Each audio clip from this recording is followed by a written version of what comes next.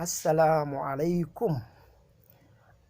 A yau ne Shugaba Muhammadu Buhari na Najeriya ke cika shekara 78 da haihuwa.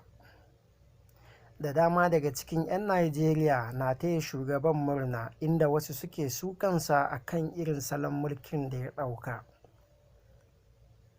Rashin tsaro shine babbar matsalar 'yan Najeriya, musamman arewacin Najeriya, inda suka fi sukan Buhari, inda a da a nan yake da mafi rinjayen masoya, amma yanzu abin ya fara sauyawa.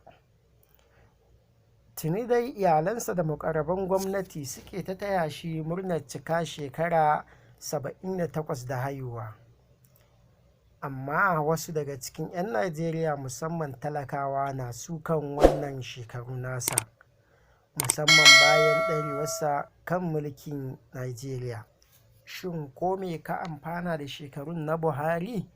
Da dama wasu sun amfana, wasu kuwa suna Allah wadai da irin yadda Buhari ke jagorantar Najeriya.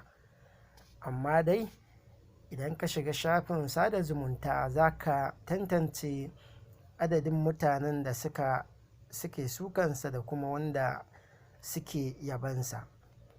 An kuma yanka kek da matarsa Aisha Buhari da iyalinsa, musamman irin su Zahra'u Buhari da Yusuf Buhari da kuma sauran dangi, su ne a wajen yanka kek ɗin Janar Muhammadu Buhari.